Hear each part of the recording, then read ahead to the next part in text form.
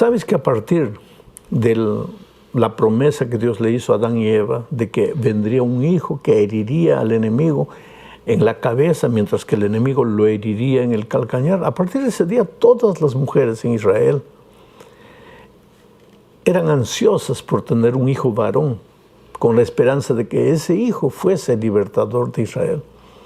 Pena que ellos no entendieron que ese hijo no sería un hombre común, sería un Dios hecho hombre, y que su victoria no sería una victoria política, militar, sino una victoria espiritual. Derrotaría al enemigo de las almas. Esta semana vamos a estudiar prácticamente un solo texto. La primera parte del estudio de esta semana tiene como subtítulo "En estos postreros días". El texto para el estudio de toda la semana es Hebreos capítulo 1, versículos 2 y 3. Yo voy a leer ahora solo el versículo 2 y vamos a comentar solo la primera parte. El texto dice así: en estos postreros días nos ha hablado por el Hijo, a quien constituyó heredero de todo y por quien asimismo hizo el universo. En estos postreros días. Se refiere a los días a partir de la llegada de Cristo a este mundo. De ahí hasta nuestros días, bíblicamente son los postreros días. Daniel, cuando escribe su libro, le llama a este periodo el tiempo del fin. Ya estamos en los postreros días, ya estamos en el tiempo del fin. Solo que no te da la impresión de que está durando mucho. Desde la venida de Cristo, la primera venida de Cristo hasta hoy, los postreros días, ¿cómo pueden ser postreros? Ya tendría que acabar. Es que el tiempo de Dios no es nuestro tiempo, querido. Nosotros medimos el tiempo desde nuestra perspectiva humana. ¿Cuántos años vivimos nosotros? 100 años en la mejor de las hipótesis. Ahora, ¿qué es 100 años delante de la eternidad de Dios?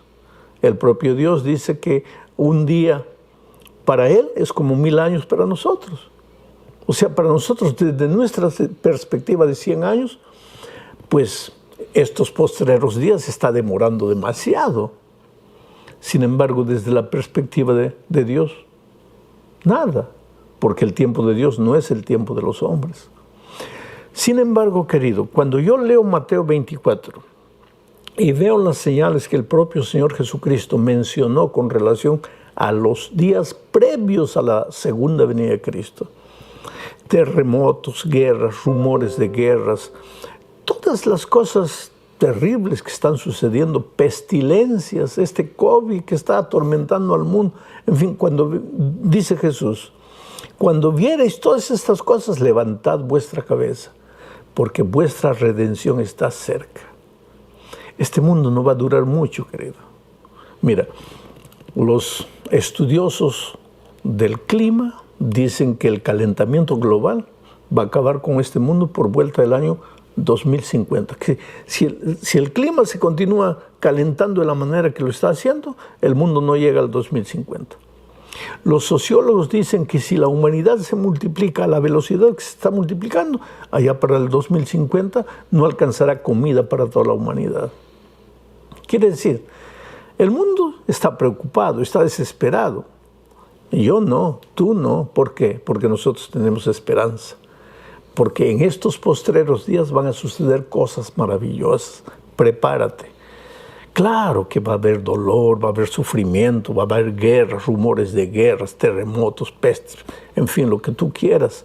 El Brasil en estos días está sufriendo terriblemente, la parte del estado de la Bahía inundado, lluvias terribles, gente muriendo, gente herida, despojada de casa. Quiere decir, hay dolor en el mundo. Si yo tuviera que revisar el noticiario mundial, es evidencia de que estamos viviendo en los últimos tiempos, en los postreros días. Prepárate, querido. Pero lo que el texto de esta mañana dice que en estos postreros días Dios nos ha hablado. Y ahora vamos a la segunda parte del comentario. Dice, Dios nos ha hablado por el Hijo. Leo el texto nuevamente. En estos postreros días nos ha hablado por el Hijo, a quien constituyó heredero de todo y por quien asimismo hizo el universo. Dios nos ha hablado por el Hijo. Dios nos ha hablado por el Hijo. En el Antiguo Testamento habló por los profetas. Ahora nos habló por el Hijo, a través del Hijo. ¿Cómo? No es un hablar fonético. Es interesante. Mira, en el Antiguo Testamento la palabra dabar puede ser traducido como palabra. Dabar en hebreo, palabra en español. Y en el Nuevo Testamento, logos, griego, palabra español. O sea, el dabar, la palabra del Antiguo Testamento, es equivalente al logos, la palabra del Nuevo Testamento. Y Juan 1:1 dice que en el principio era el verbo, el logos, y el logos era con Dios, y el logos era Dios. Y ese logos se hizo hombre. O sea, el mensaje, la palabra de Dios que fue hablada por los profetas en el Antiguo Testamento, en estos postreros días Dios habló por el Hijo. Cuando vino el Hijo, ya no vino la palabra fonética, ya no vino la palabra escrita, vino la palabra viva, la palabra viva.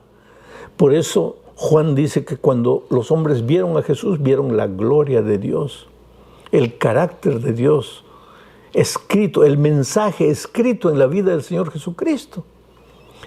Aquí el mensaje que debemos recordar es que el Evangelio no es solo palabra bonita predicada, el Evangelio es vida. Ahora no te desesperes, porque tú y yo podemos pensar, pero es tan difícil vivir el Evangelio. Claro que sí, porque cargamos la naturaleza pecaminosa. Sin embargo, cuando nos sometemos todos los días a Jesús, cuando vamos a Él arrepentidos de nuestros pecados, cuando vamos a Él suplicando que Cristo viva en nosotros, entonces los frutos del Espíritu aparecen en nuestra vida y ya no somos la palabra hablada, somos la palabra viva, la palabra encarnada. Así como la palabra se encarnó en Cristo, la palabra tiene que encarnarse en nosotros.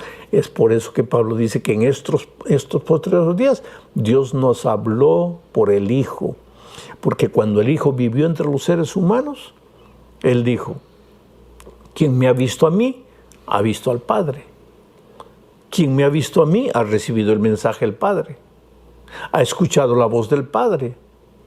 Ha recibido el Evangelio del Padre, porque yo soy el logos de Dios, yo soy el dabar, yo soy la palabra viva, porque la palabra de Dios no es teoría, es vida. Vamos a la tercera parte de la lección de esta semana.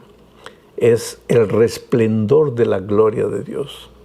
El versículo 3 dice, el cual, siendo el resplendor de su gloria y la imagen misma de su sustancia, y quien sustenta todas las cosas con la palabra de su poder, habiendo efectuado la purificación de nuestros pecados por medio de sí mismo, se sentó a la diestra de la majestad de las alturas.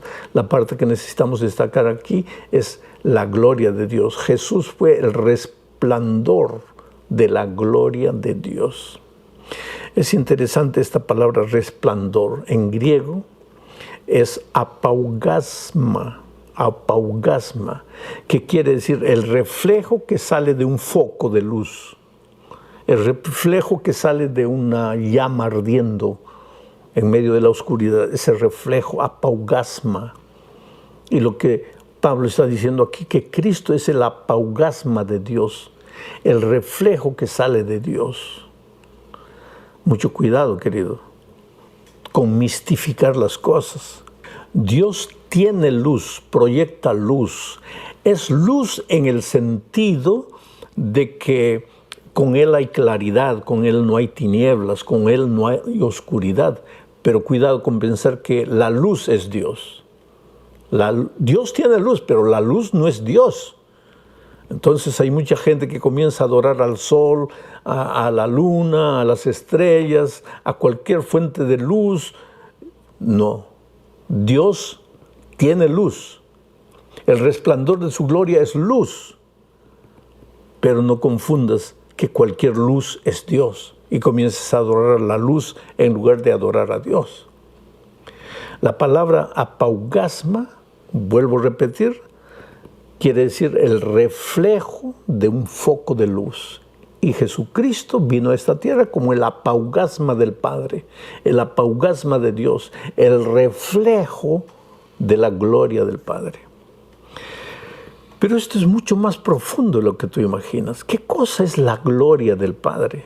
¿Es solo luz? Ahí es que nosotros podemos caer en la mistificación de la religión.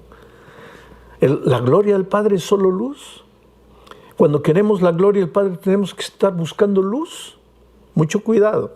Te voy a leer dos citas del Espíritu de Profecía. La primera está en Testimonios para los Ministros, página 508. Dice así: orad con Moisés, muéstrame tu gloria. ¿Qué es la gloria? Y ella responde, el carácter de Dios. La gloria de Dios no es solo luz. La gloria de Dios es su carácter que ilumina al mundo, que ilumina a las personas, que alumbra en medio de la oscuridad. Porque donde no está Dios, donde no está presente su carácter, todo es oscuridad, todo es tinieblas. Cuando Dios llega, se ilumina, porque las cosas se vuelven claras. Jesucristo vino a este mundo como el apaugasma de Dios, como la gloria de Dios, para mostrar el carácter de Dios. A Dios nadie lo ha visto, dijo él, pero el que me ha visto a mí, ha visto al Padre. Jesucristo, el apaugasma, el revelador de la gloria del Padre. Y nosotros, es interesante lo que la sierva de Dios dice, en Palabras de Vida del Gran Maestro, página 342, dice lo siguiente: el último mensaje de clemencia que ha de darse al mundo es una revelación de su carácter de amor.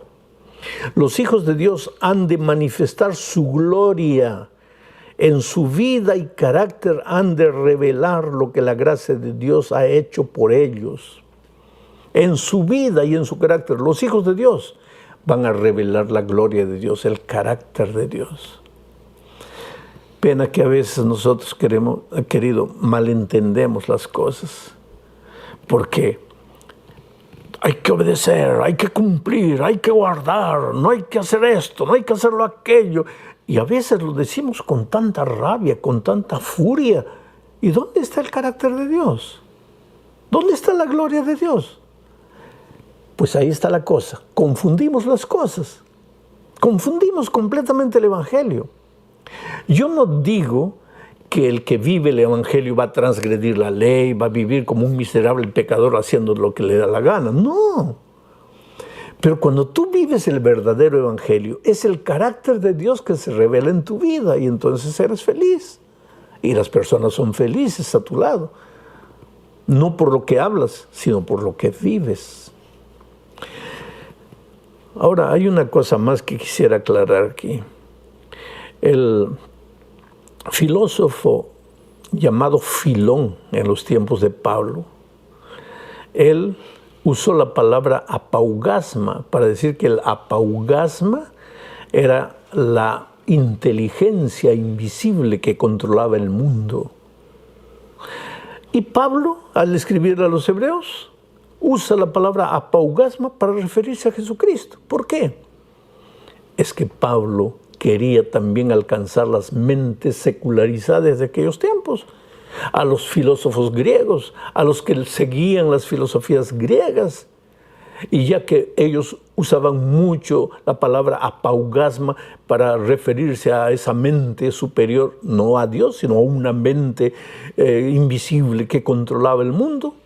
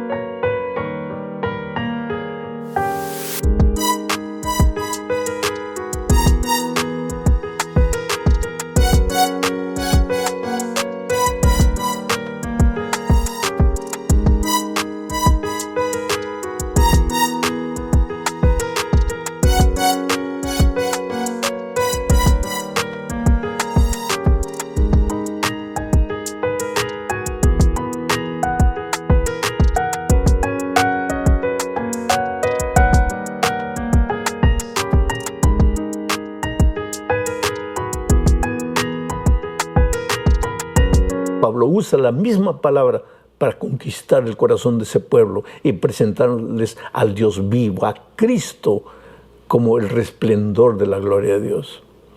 Eso nos enseña una lección, que para hablar a los filósofos hay que hablarles en el idioma de ellos. Para hablar a gente que no conoce a Dios hay que hablarle en el idioma de ellos. Después los vamos a llevar al conocimiento pleno de Dios y de su gloria.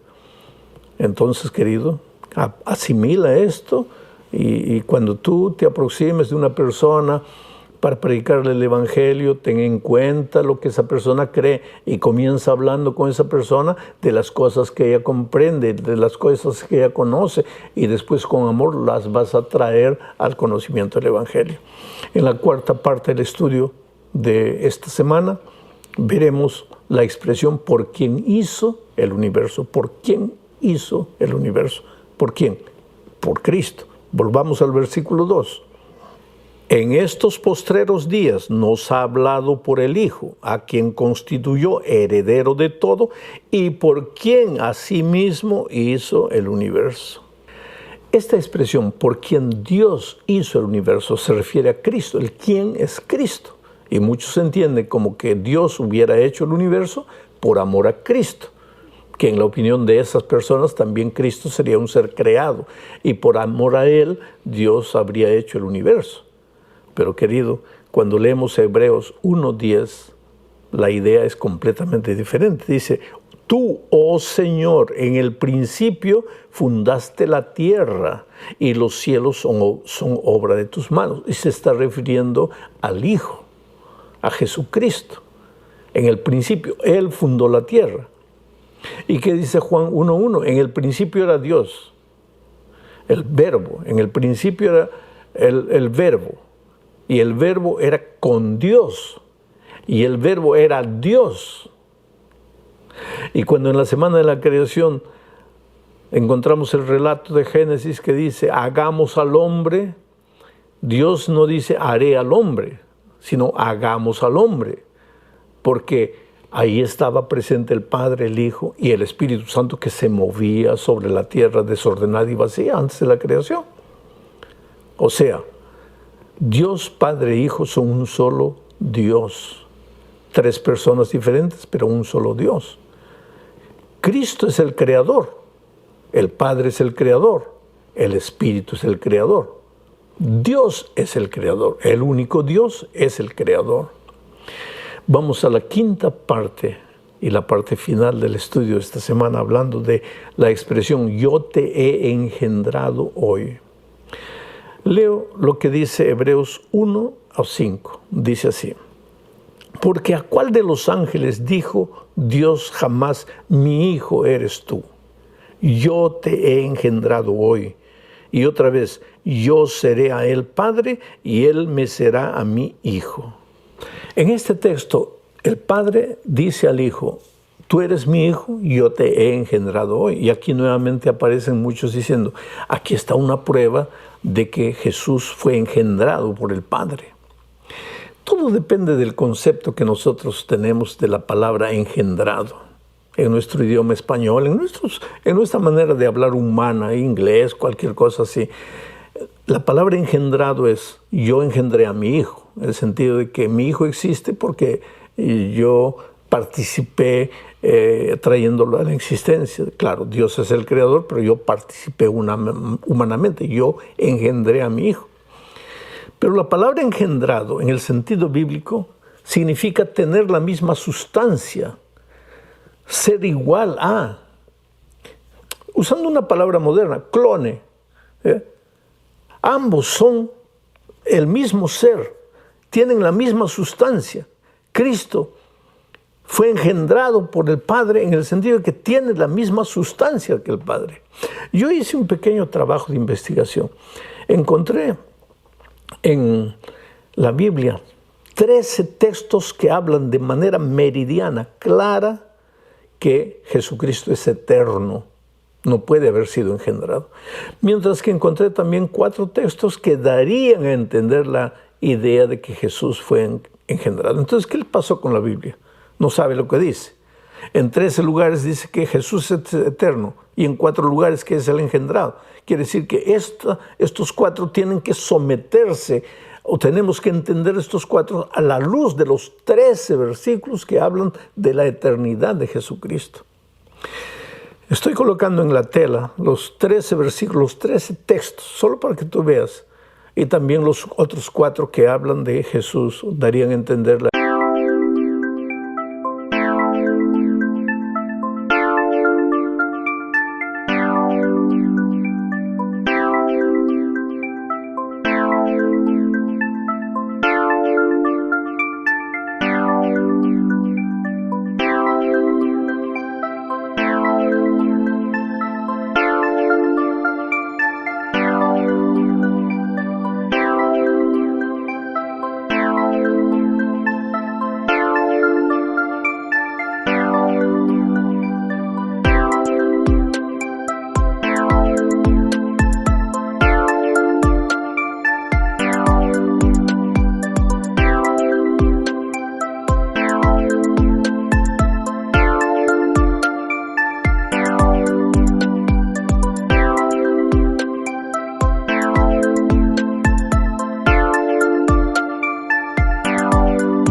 idea de que Jesús fue engendrado. Ahora, lo que me importa de aquí, de todo esto, queridos, es que nosotros tenemos un Dios eterno, maravilloso. Mira, el Hijo se hizo carne. ¿Para qué? Para rescatarnos del poder del pecado. El Hijo es el Dios de justicia, de misericordia que te ama. Tú eres precioso para Él. Entrégate a Jesucristo. Dale tu vida a Él. Confía en Él. Estas lecciones, más que para buscar teoría, sirven para buscar esperanza. Cuando tú estudias la lección de esta semana, en lugar de tratar de explicar conceptos teológicos, trata de entender qué es de esta lección lo que te ayuda a lidiar con los problemas diarios que enfrentas en la vida. Primero piensa cuáles son los dramas que estás viviendo en este momento y cómo la lección de esta semana te puede ayudar.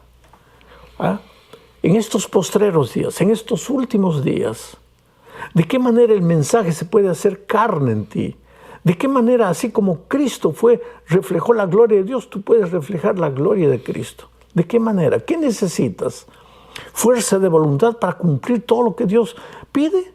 ¿O necesitas ir a Jesucristo para permitir que su gloria se refleje en tu vida? ¿Cristo para ti es un ser dependiente de un poder superior? ¿O Cristo es el Dios eterno, creador del cielo y de la tierra, sostenedor de esta tierra? El Cristo eterno que te ama, todopoderoso, que no fallará, que no te dejará